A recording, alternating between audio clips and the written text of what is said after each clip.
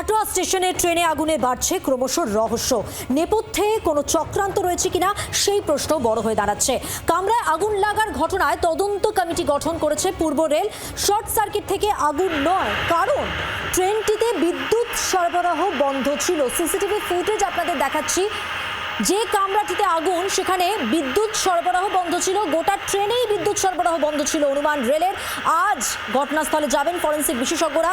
এখানেই প্রশ্ন, তাহলে কি বাইরে থেকে আগুন দেওয়া হয়? কারা আগুন দিল? এই প্রশ্নই বড় হয়ে দাঁড়িয়েছে।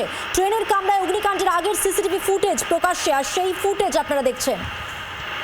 কাটোয়া স্টেশনে ট্রেনে আগুনে বাড়ছে ক্রমশ রহস্য। নেপথ্যে কোনো চক্রান্ত রয়েছে কিনা, আগুন লাগিয়ে দেওয়া হয়েছে কিনা, এই প্রশ্নই উঠছে। আর সেই কারণেই তদন্তে এবার ফরেন্সিক টিম যারা আজ ঘটনাস্থলে যাবেন।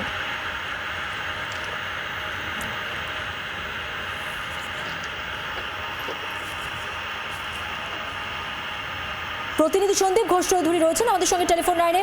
সন্দীপ, এখনো পর্যন্ত কি জানা যাচ্ছে?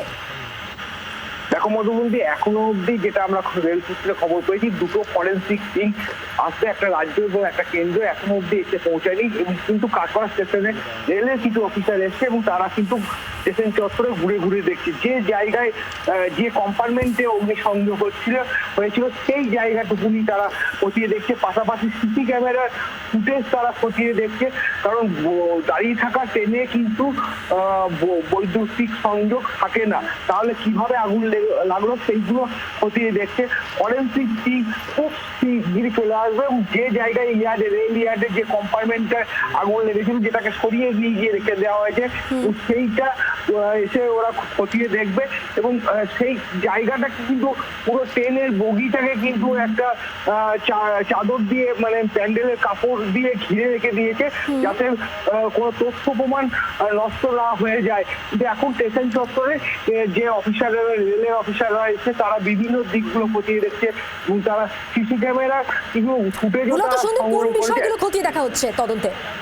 দেখো, প্রথমত যেটা আমরা রেল সূত্রে জানতে পারছি যে সিসি ক্যামেরার উপর বেশি করে নজর দিচ্ছে, কারণ যে সময় অগ্নিসংযোগ হয়েছে সেই ট্রেনটা দাঁড়িয়ে থাকা ট্রেন, সেই ট্রেনটা কিন্তু সকালবেলায় ছেড়ে যাওয়ার কথা ছিল আজিমগঞ্জের উদ্দেশ্যে। মানে সকাল 6:05 কাটোয়া স্টেশন থেকে ছেড়ে যায় আজিমগঞ্জের উদ্দেশ্যে, এবং অগ্নি সংযোগ দেখতে পায় যাত্রীরা।